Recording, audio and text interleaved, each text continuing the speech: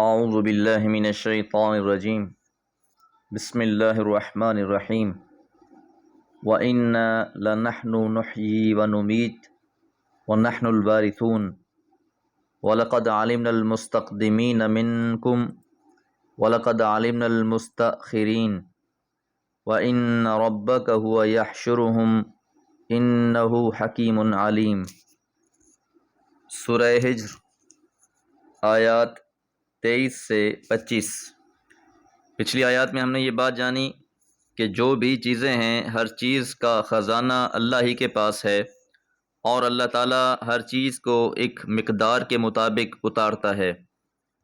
اسی کے حکم سے ہوائیں چلتی ہیں اور آسمان سے بارش برستی ہے، جس سے تم کھیتوں کو سیراب کرتے ہو۔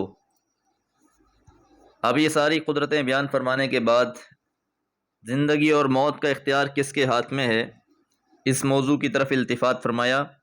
وَإِنَّا اور یقیناً ہم، لَنَحْنُ نُحْيِي ہم ہی زندہ کرتے ہیں، وَنُمِيتُ اور مارتے ہیں، کہ زندگی کا اختیار بھی صرف اکیلے ہمارے ہی ہاتھ میں ہے اور موت کا اختیار بھی ہمارے ہی ہاتھ میں ہے۔ یَهَبُ لِمَن یَشَاءُ اِنَاثًا جسے چاہتا ہے بیٹیاں عطا کرتا ہے، وَيَهَبُ لِمَن یَشَاءُ ذَكُورًا جسے چاہتا ہے بیٹے عطا فرماتا ہے، اَوْ يُزَوِّجُهُمْ ذُكْرَانًا وَإِنَاثًا جسے چاہتا ہے ملا کر بیٹے بھی اور بیٹیاں بھی عطا فرما دیتا ہے، وَيَجْعَلُ مَن یَشَاءُ عَقِیمًا جسے چاہتا ہے بانجھ بنا دیتا ہے، اولاد دیتا ہی نہیں ہے۔ تو زندگی چاہے انسانوں کی ہے، حیوانوں کی ہے، چرند پرند کی ہے یا پھر نباتات کی ہے، ہر چیز کی زندگی کا مالک اکیلا اللہ ہی ہے۔ اور پھر زندگی کے بعد موت کا اختیار بھی اسی کے پاس ہے۔ ہر چیز کا اس نے ایک وقت مقرر کر رکھا ہے اور ہر چیز نے بالآخر فنا ہو جانا ہے۔ کوئی جان اس دنیا میں سدا رہنے کے لیے نہیں آئی۔ کل نفس ذائقۃ الموت، ہر انسان نے بالآخر مر جانا ہے۔ تو موت کا اختیار بھی اللہ کے پاس ہی ہے۔ وَنَحْنُ الْوَارِثُونَ اور ہم ہی اس کے وارث ہیں۔ تو زندگی بھی ہم نے بخشی اور ہم ہی موت بھی دیتے ہیں اور ہم ہی ہر چیز کے وارث ہیں۔ جس طرح زندگی اور موت میں کسی کو کوئی دخل نہیں ہے، اسی طرح زمین اور اہل زمین کی وراثت میں بھی کسی کا کوئی حصہ نہیں۔ سب کا مرجع اور مولا اللہ ہی ہے۔ اگر کسی نے کسی اور سے کوئی امید باندھ رکھی ہے تو وہ محض وہم ہے جس کی کوئی حقیقت نہیں۔ وَلَقَدْ عَلِمْنَا اور ہم جانتے ہیں، المستقدمین جو پہلے گزر چکے ہیں، وَلَقَدْ عَلِمْنَا اور ہم ان کو بھی جانتے ہیں، المستاخرین جو بعد میں آنے والے ہیں۔ جب سے اللہ نے کائنات بنائی، حضرت آدم علیہ السلام سے انسانوں کی تخلیق کا سلسلہ شروع ہوا۔ کئی قومیں آئیں، کئی مٹا دی گئیں، اللہ ہر ایک قوم کے بارے میں خوب خوب جانتا ہے۔ پیغمبر علیہ السلام کے زمانے میں قرآن مجید نازل ہو رہا ہے۔ آپ کے بعد کون کون آنے ہیں، کس زمانے میں کہاں کہاں آنے ہیں، اللہ کو سب علم ہے۔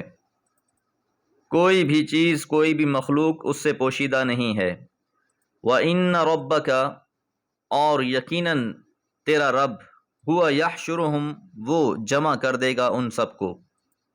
تو یعنی کوئی اس غلط فہمی میں نہ رہے کہ اتنی بے شمار مخلوقات کا حساب کتاب کس کے بس کی بات ہے۔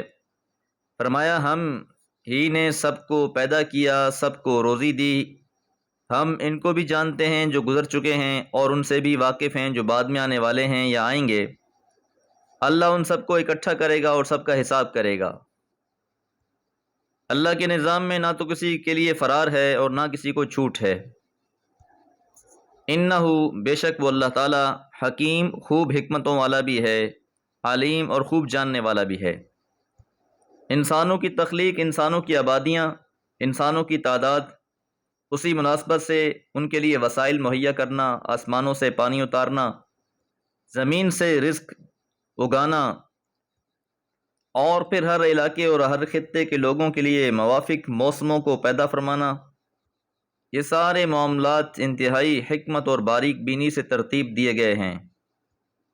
فَمَن يَعْمَلْ مِثْقَالَ ذَرَّةٍ خَيْرًا يَرَهُ جس نے ذرہ برابر بھی کوئی نیکی کی ہے وہ اسے بھی پائے گا، اور جس نے ذرہ برابر کوئی برائی کی ہے وہ اسے بھی دیکھے گا، تو اس کے حکیم ہونے کا تقاضا یہ ہے کہ وہ ایک روز جزا و سزا لائے گا، اور اس کے علیم ہونے کے معنی یہ ہیں کہ نہ کوئی اس سے اوجھل ہو سکتا ہے اور نہ وہ کسی کے کسی عمل سے بے خبر ہے۔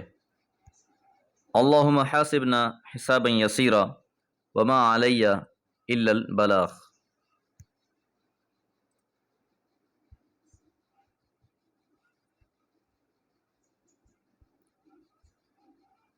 اعوذ باللہ من الشیطان الرجیم، بسم اللہ الرحمن الرحیم۔ وَلَقَدْ خَلَقْنَا الْإِنسَانَ مِنْ صَلْصَالٍ مِّنْ حَمَإٍ مَّسْنُونٍ وَالْجَانَّ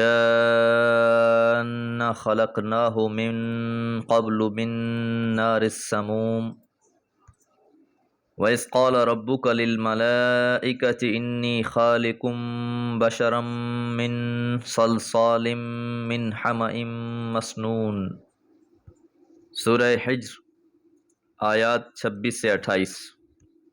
اب یہاں سے حضرت آدم علیہ السلام اور ابلیس کے ابتدائی ماجرے کا حوالہ ہے۔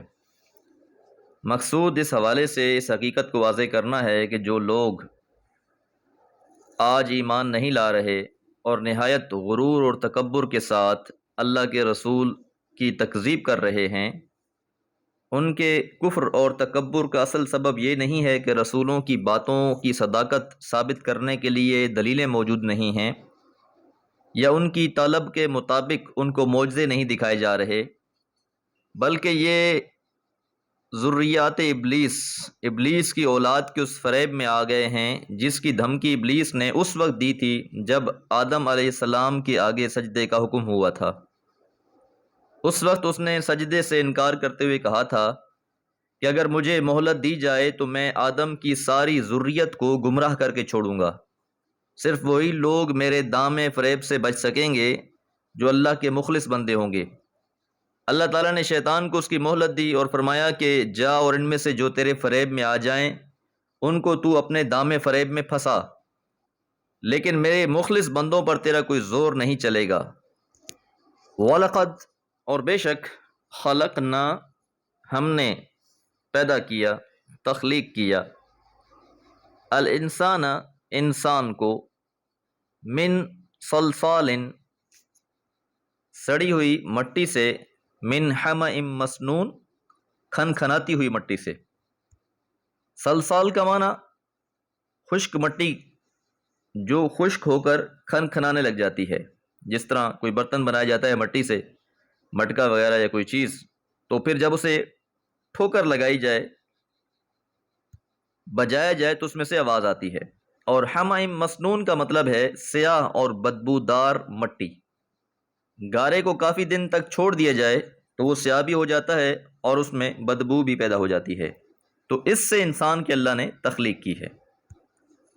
زمین کے تمام جانداروں کی زندگی کا آغاز پانی اور کیچڑ سے ہی ہوا ہے، پھر اللہ تعالیٰ نے ان میں سے جن کے لیے یہ چاہا کہ وہ خشکی میں رہیں بسیں ان کے لیے خشک زمین مہیا فرمائی، اور پھر اس خشک زمین کی مناسبت سے ان کے اندر قوتیں اور صلاحیتیں ابھریں جو اللہ تعالیٰ نے ان کو ودیعت فرمائیں، جن صلاحیتوں نے اس کو زمین کے مخصوص ماحول کے مطابق ڈھالا۔ انسان بھی اسی کلیے سے مستثنیٰ نہیں ہے، وہ بھی پانی، کیچڑ اور خشک زمین ہی کی ایک مخلوق ہے۔ البتہ اس کو دوسرے جانوروں کے مقابلے میں یہ امتیاز حاصل ہے کہ اللہ تعالیٰ نے اس کا تسویہ فرمایا، یعنی اسے تمام قوتوں اور صلاحیتوں سے آراستہ کیا جو اس کے مقصد تخلیق کے لیے ضروری تھی۔ پہلے گارا اور پھر گارے سے انسان کا پتلا بنا، پھر وہ سوکھا اور اس میں روح داخل کی گئی۔ حمأ مسنون اس سے مقصود زندگی کے نقطہ آغاز کی طرف اشارہ بھی ہے، اور اس حقیقت کی طرف توجہ دلانا بھی کہ جس کی زندگی کا آغاز ایسے حقیر عنصر سے ہوا ہو، اس کے لیے کسی طرح یہ زیبا نہیں کہ وہ قادر اور قیوم کے سامنے اکڑے، اس نے اس کو اتنے حقیر عنصر سے پیدا کیا ہے اور اس کو نہایت اعلیٰ صلاحیتوں سے آراستہ کیا ہے۔ والجان اور جن، خلقناہ ہم نے پیدا کیا ہے اس کو، من قبل اس سے پہلے، یعنی تخلیق آدم سے پہلے، من نار السموم، آگ کی لو سے۔ سموم لو کی لپٹ اور ہوائے گرم کو کہتے ہیں۔ تو انسانوں کی خلقت کے بعد یہ جنوں کی خلقت کا بتایا جا رہا ہے کہ انسانوں سے پہلے اللہ نے جنوں کو پیدا کیا اور ان کی خلقت آگ کے عنصر لطیف سے ہوئی۔ یہاں دونوں کی تخلیق کے جو عنصر بیان کیے گئے ہیں، اصل مقصد بتانا یہ ہے کہ ابلیس کی جو دشمنی ہے انسان کے ساتھ، وہ صرف تکبر کی بنا پر ہے کہ جن کو اللہ نے آگ سے پیدا کیا تو اپنی برتری کی دلیل ٹھہرا کر آدم علیہ السلام کو سجدہ کرنے سے انکار کر دیا۔ اسی سبب سے وہ ملعون ہوا، اور اس کی یہ ملعونیت اس کی اور آدم علیہ السلام کی ذریات یعنی اولاد میں بھی نسل در نسل منتقل ہوتی جا رہی ہے، اور یہی وجہ عناد و حسد ہے۔ وَإِذْ قَالَ، اور جب کہا، رَبُّكَ، تیرے رب نے، لِلْمَلَائِكَةِ، فرشتوں سے، انی خالقن، میں تخلیق کرنے والا ہوں، بشرن، بشر کو، انسان کو، من صلصال، کھنکھناتی ہوئی، من حمأ مسنون، سڑے ہوئے گارے سے۔ اب یہاں سے اصل مضمون بیان ہو رہا ہے جس کی تمہید کے طور پر اوپر والی آیات بیان ہوئیں۔ یاد رہے کہ یہی موضوع سورہ بقرہ کی آیت نمبر 33 سے 38 اور سورہ اعراف میں 11 سے 25 کے تحت پوری وضاحت کے ساتھ گزر چکا ہے۔ تو اس آیت سے یہ بات بھی واضح ہو گئی کہ اللہ تعالیٰ نے فرشتوں کو آدم علیہ السلام کو سجدہ کرنے کا جو حکم دیا تھا وہ آدم علیہ السلام کی تخلیق سے پہلے دے دیا تھا۔ اس لیے الفاظ انی خالقن، میں تخلیق کرنے والا ہوں، بشرن، ایک بشر کو، تو اس سجدے نے وقوع پذیر تخلیق آدم کے بعد ہونا تھا۔ اللہ تعالیٰ سے دعا ہے اللہ تعالیٰ ہر قسم کے تکبر سے محفوظ رکھے۔ وما علیہ الا البلاغ۔